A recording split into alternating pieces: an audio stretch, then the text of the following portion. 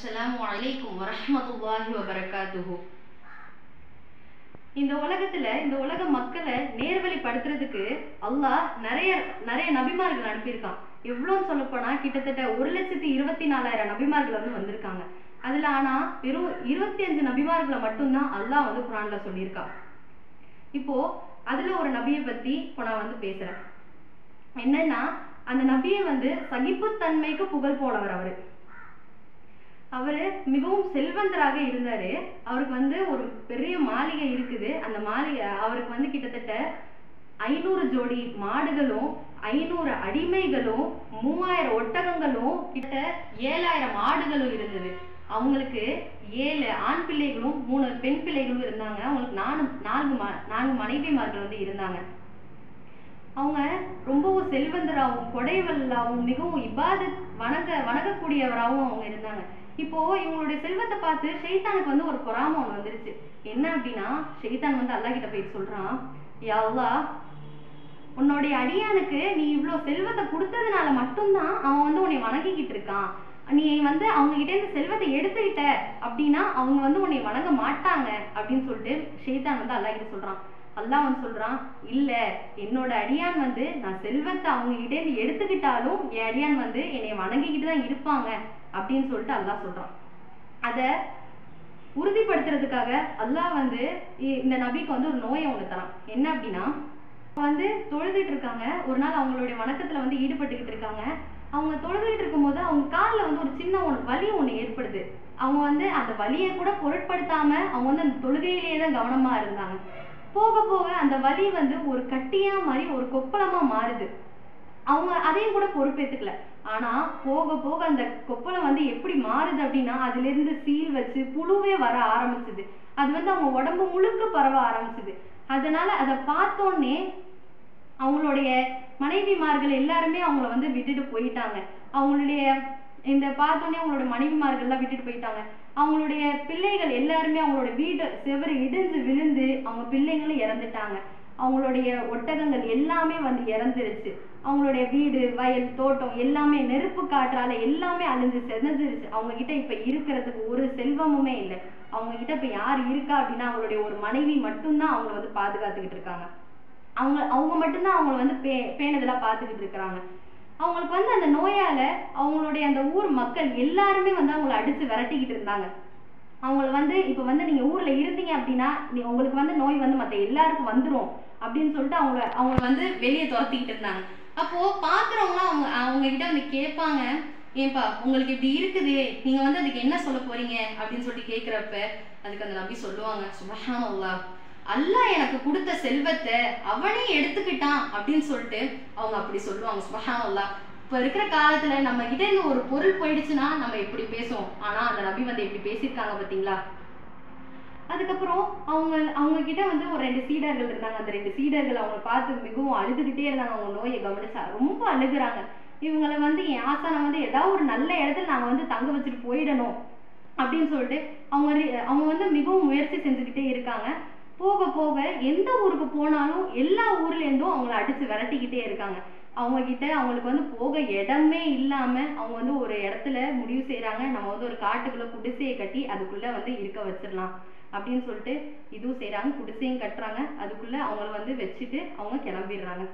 அவங்க மனைவி தான் கொஞ்சம் கொஞ்சமா அவங்க வீட்டு வேலையை செஞ்சு கூலி வேலை செஞ்சு அவங்க காசு எடுத்து தானும் சாப்பிட்டு அவங்களோட கணவருக்கும் சாப்பாடு கொடுத்தாங்க. இப்படியே கொஞ்ச நாள் போயிட்டு இருந்துச்சு. அவங்களோட மனைவி ஒரு நாள் போயிட்டு இருந்தாங்க.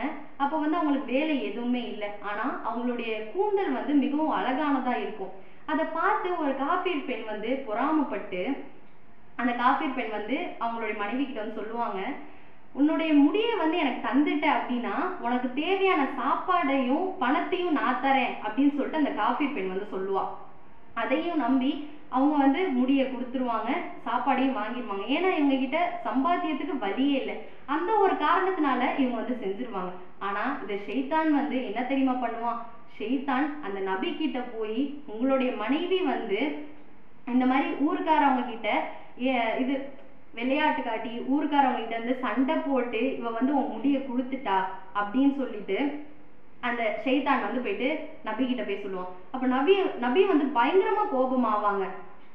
எதுக்கு இப்படி என்னோட மனைவி எதுக்கு இப்படி செஞ்சாங்க அப்படின்னு சொல்லிட்டு மனைவி வீடு திரும்புறப்ப மனைவியை பிடிச்சி சரியா திட்டுவாங்க, அதிகமா திட்டுவாங்க. அதுக்கப்புறமா மனைவியை சொல்லுவாங்க, நான் வந்து குணமாயிட்டேன் அப்படின்னா உங்களுக்கு வந்து 100 கசையடி கண்டிப்பா கொடுப்பேன் அப்படின்னு சொல்லிட்டு அந்த நபி வந்து சொல்றாங்க. அதையும் வந்து பொறுப்பேற்றுக்காம அந்த மனைவி வந்து அவங்கள ரொம்ப பேணுதலாவே பார்த்துக்கிட்டு இருந்தாங்க. அந்த புழு வந்து எவ்வளவு தூரத்துக்கு போச்சு அப்படின்னா அவங்க உடம்பு ஃபுல்லாவே நிறைஞ்சிருச்சு அந்த புழு. அப்போ அந்த புழு வந்து ஒண்ணு கீழே விழுகுமா. அப்போ அந்த நபி என்ன தெரியுமா பண்ணுவாங்க, அந்த புழுவை எடுத்து அவங்க மேலேயே விட்டுட்டு அந்த புழுவை பார்த்து சொல்லுவாங்க, உனக்கு அல்லாஹ் வந்து என் உடம்பதான் ரிஸ்கா கொடுத்துருக்கான், அதனால நீ என்னை மட்டும்தான் சாப்பிடணும் அப்படின்னு சொல்லிட்டு அந்த நபி சொல்லுவாங்களா. சுப்ஹானல்லாஹ். இந்த மாதிரி ஒரு நோயை கொடுத்தோம் அவங்க வந்து எவ்வளவு சகிப்புத்தன்மையோட இருந்திருக்காங்கன்னு பாத்தீங்களா. இது போக போக அந்த புழுவெல்லாம் என்ன செஞ்சது அப்படின்னா அவங்க வந்து வாயிலனா வர ஆரம்பிச்சிருது. அவங்க வந்து எந்நேரமும் திக்ரு செஞ்ச நிலையிலேயே இருப்பாங்க. அவங்களால எந்திரிக்க முடியாது, தொழுக முடியாது, எதுவுமே செய்ய முடியாது. ஆனா அவங்க அந்த வாயில உள்ள அந்த திக்ரை மட்டும் அவங்க நிறுத்தவே மாட்டாங்க. அந்த வாயிலே புழு வர ஆரம்பிச்ச உடனே அவங்களுக்கு வந்து ரொம்ப பயம் வந்துடும். அப்பதான் வந்து அல்லாஹ் கிட்ட துவா செய்வாங்க. இத்தனை நாள் வந்து அவங்களுடைய மனைவியோ வேற யாராவது வந்து நீங்க நபி தானே, நீங்க வந்து துவா செஞ்சீங்க அப்படின்னா அல்லாஹ் என்ன ஏத்துக்காமையா போக போறான் அப்படின்னு சொல்லிட்டு கேட்கிறப்ப அவங்க வந்து சொல்லுவாங்களா, மனைவி கிட்ட கேட்பாங்க, நான் வந்து எத்தனை ஆண்டுகள் வந்து நான் சந்தோஷமா வாழ்ந்தேன் அப்படின்னு சொல்லிட்டு கேட்பாங்க.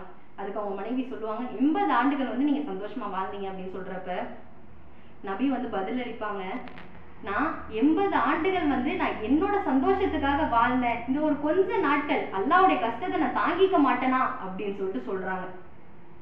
அப்போ அவங்களுடைய வாயில வந்து அந்த புழு வந்தோடனே அவங்களால அதை வந்து தாங்கிக்கவே முடியாது. இந்த சமயத்துலதான் அவங்க வந்து துவா செய்யறாங்க, யா அல்லாஹ் என்னுடைய அந்த வாயில உள்ள அந்த புழுவை மட்டும் நீக்கிறார் ரப்பே.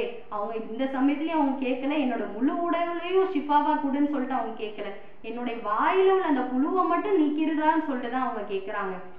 அப்போ எதுக்காக எல்லாம் அல்லாஹ்வை திக்ரு செய்யணும், எப்பொழுதும் அல்லாஹ் வந்து நினைவு கூர்ந்துகிட்டே இருக்கணும் அப்படிங்கிற ஒரு நிலையில மட்டும்தான். இந்த சமயத்துல அல்லாஹ் வந்து அவங்களுடைய துவாவை கபூல் செஞ்சு வஹி இறக்குறான்.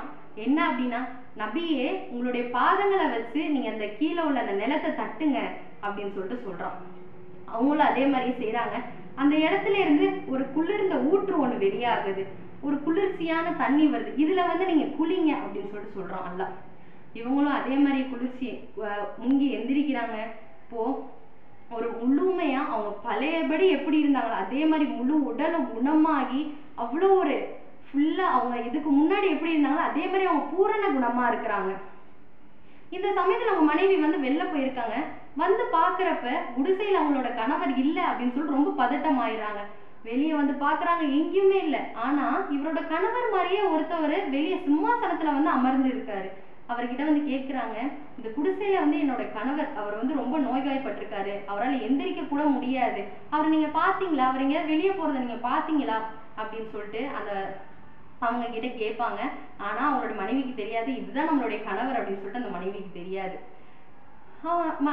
அந்த நபி வந்து சொல்லுவாங்க, ஏன் உங்களுக்கு தெரியலையா நான் யாருன்னு அப்படின்னு சொல்லிட்டு கேட்கிறப்ப அவங்க மனைவி சொல்லுவாங்க, இல்ல தெரியல மனைவியே, நான் தான் அய்யூப் அலைஹிஸ்ஸலாம் உங்களுடைய கணவர் அப்படின்னு சொல்லிட்டு சொல்றாங்க. அப்போ இவ்வளவு சகிப்புத்தன்மை தாங்கிக்கிட்டு இருந்தவங்க எந்த நபி அப்படின்னா அய்யூப் அலைஹிஸ்ஸலாம் தான். அவங்க வந்து திரும்பவும் பூரண குணமாகி அவங்களுடைய ஊருக்கே திரும்ப போறாங்க. போகிறப்ப அவங்க பாக்குறாங்க அவங்களுடைய மாளிகையும், சுப்ஹானல்லாஹ், அவங்களுடைய மாளிகையும் 500 ஜோடி ஆடுகளும் 500 அடிமைகளும் 3000 ஒட்டகங்களும் 7000 ஆடுகளும் அவங்க பிள்ளைங்க மனைவிங்க எல்லாருமே வந்து எல்லாம் ஒன்று திரண்டு நிக்குது. அவங்களுடைய மாளிகையோட வாசல்ல பார்த்தா அவங்களுடைய இறந்து போன அந்த பிள்ளைங்களும் அவங்கள விட்டு போன அந்த மனைவிகளும் அங்க நிக்கிறாங்க. அப்போ இந்த இடத்துல வந்து நம்ம என்ன தெரிஞ்சுக்கணும் அப்படின்னா, அல்லாஹ் வந்து நாடி இருந்தான் அப்படின்னா அவங்கள எல்லாத்தையுமே வந்து மொத்தமா வந்து அழிச்சிருக்கலாம். ஆனா அவன் நாடுனதுனால மட்டும்தான் அவங்க இறந்தவங்களும் கூட வந்து திரும்பி வந்திருக்காங்க. அப்போ அல்லாஹ்வுடைய நாட்டம் இல்லாம எதுவுமே நடக்காது.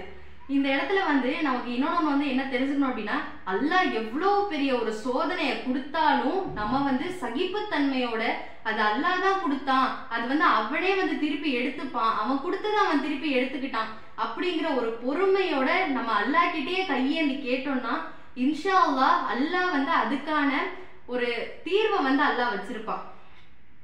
இந்த இடத்துல அல்லாஹ் வந்து என்ன ஷைத்தானுக்கு வந்து புரிய வைக்கிறான், என்னுடைய அடியான் வந்து நான் கொடுத்த செல்வத்துக்காக மட்டும் அவங்க வந்து என்னை வணங்கல, அவங்க வந்து என்னை முழுமையா அவங்களுடைய ஈமான்ல உறுதி கொண்டு அவங்க வந்து என்னை வணங்குறாங்க.